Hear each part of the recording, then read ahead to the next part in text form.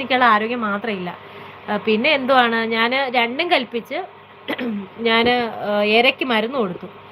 കാരണം ഇവൻ്റെ ഈ എന്താ പറയുക, ചാണകത്തിൻ്റെ കൂടെ ചെറിയ ചെറിയ പുഴുക്കൾ ഒരുപോലത്തെ ഒരു സാധനം വരാൻ തുടങ്ങി. അപ്പോൾ എനിക്ക് കാര്യം മനസ്സിലായി, ഇത് ഉറപ്പായിട്ടും എരയുടെ പ്രശ്നം തന്നെയാണ്. നമ്മൾ കറക്റ്റായിട്ട് എരയ്ക്ക് മരുന്ന് കൊടുത്തത് ഏറ്റിട്ടില്ലെന്ന് മനസ്സിലായപ്പോൾ ചാവണമെങ്കിൽ ചാവട്ടെ എന്ന് വിചാരിച്ച് സത്യം പറഞ്ഞാൽ രണ്ടും കൽപ്പിച്ച് ഞാൻ ആ കുഞ്ഞിന് മരുന്ന് കൊടുത്തതാണ്. മരുന്ന് കൊടുത്തു 2 ദിവസം 3 ദിവസം കഴിഞ്ഞപ്പോൾ ഈ എരയൊക്കെ അങ്ങ് പോയല്ലോ. എരയൊക്കെ പോയപ്പോൾ ആഹാരം കഴിക്കുന്നതുകൊണ്ട് എനിക്ക് മനസ്സിലായി അവനങ്ങനെ എണീക്കാനുള്ള ശക്തിയും കൂടെ കിട്ടിയാൽ അവൻ ഓക്കെ ആയി വരും എന്നുള്ളത് എനിക്ക് ഉറപ്പായിരുന്നു. പിന്നെ അവൻ കുറേശ്ശെയൊക്കെ ഈ എനർജി വീണ്ടെടുത്ത്. പിന്നെ ടോണിക്ക് കൊടുക്കുന്നുണ്ടായിരുന്നു കേട്ടോ, ബ്ലഡ് ഊറാനുള്ള ടോണിക്ക്, വിശപ്പ് വരാനുള്ള ടോണിക്ക്, അവൻ്റെ ശരീരം നന്നാവാനുള്ള ടോണിക്ക്, അങ്ങനെയുള്ള കുറേ മരുന്നൊക്കെ ഞാൻ ഈ ഇരയ്ക്ക് മരുന്ന് കൊടുത്തതിന് ശേഷം അവന് കൊടുത്തു. അത് കഴിഞ്ഞപ്പോൾ അവൻ ഇമ്പ്രൂവ് ആയി. ആദ്യം ഞാനും മോനും കൂടെ ഒന്ന് ഹെൽപ്പ് ചെയ്ത് നിർത്തി. അത് കഴിഞ്ഞ് അവൻ 2 കൈ കുത്തി ബാക്ക് ഇങ്ങനെ പൊങ്ങി വരത്തില്ല, അപ്പം നമ്മൾ ബാക്ക് ഒന്ന് സപ്പോർട്ട് ചെയ്ത് പൊക്കി നിർത്താൻ തുടങ്ങി. അത്